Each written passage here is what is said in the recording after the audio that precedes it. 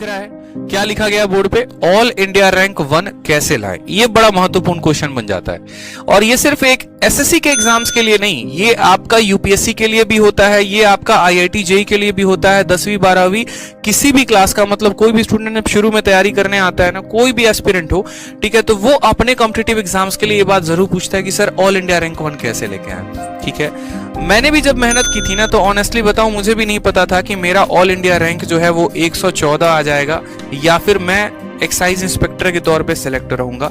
लेकिन ये कैसे हुआ? सबसे बड़ी बात पता है क्या होती है, जब आप तैयारी कर रहे होते हैं ना, तो आपको ये बात खुद नहीं पता होता कि आपका ऑल इंडिया रैंक 1 आएगा कि नहीं आएगा। यहां तक आप किसी भी एग्जाम के किसी भी टॉपर से जाकर पूछेंगे ना, भाई तुम्हें पता था क्या कि तुम्हारा ऑल इंडिया रैंक आने वाला है, वो सीधा बोलेगा नहीं भाई नहीं पता था।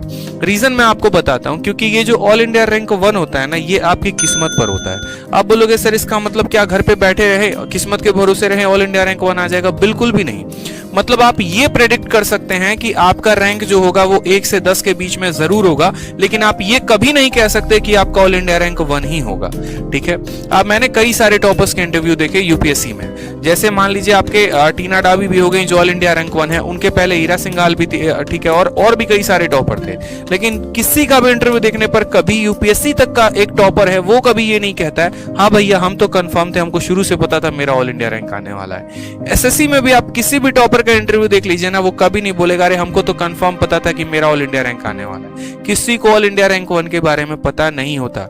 ये जो ऑल इंडिया रैंक 1 आता है ना, ये आपके एक तरीके से किस्मत के ऊपर होता है। हाँ, आप ये जरूर कर सकते हैं कि आप मेहनत ज्यादा करें। ठीक है, आप इतनी मेहनत कर दे कि आप सोचे कि हाँ भैया हमको तो सबसे आगे बढ़ना है, हमको सबसे आगे बढ़ना है, बहुत आगे जाना है, बहुत ऊपर जाना है, किसी को नहीं छोड़ना है। जित अगर मानो कि किसी परीक्षा में 20 लाख कैंडिडेट भर रहे हैं, तो आप ये सोचिए कि 20 लाख लोगों में सबसे ज्यादा अगर किसी ने मेहनत की हो, सबसे ज्यादा अगर किसी का नॉलेज हो और सबसे अच्छा किसी का पेपर गया हो, तो वो आपका हो। तीसरा वाला पॉइंट ज्यादा इंपॉर्टेंट है। मेहनत हर कोई करता है, नॉलेज हर किसी के पास है, लेकिन हर किसी का पेपर अच्छा नहीं जाता।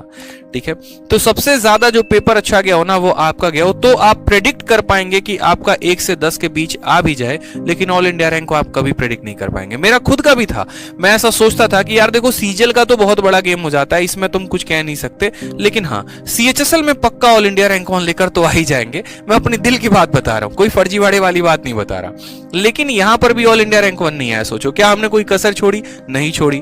मैथ में 50 में 50 हमारे थे, इंग्लिश में 50 में 50 हमारे थे, रीजनिंग में हमारे 50 में 50 थे, जीएस में हमारा 35 था, उसके अलावा हमारा डिस्क्रिप्टिव में 76 था, तब भी ऑल इंडिया रैंक 1 नहीं आया। सोचो इतना टफ कंपटीशन हो गया है कि इसके बाद भी ऑल इंडिया रैंक 114 आया। यानी मेरे से भी 113 लोग ज्यादा आगे थे जिनका स्कोर इससे भी और बेहतरीन था।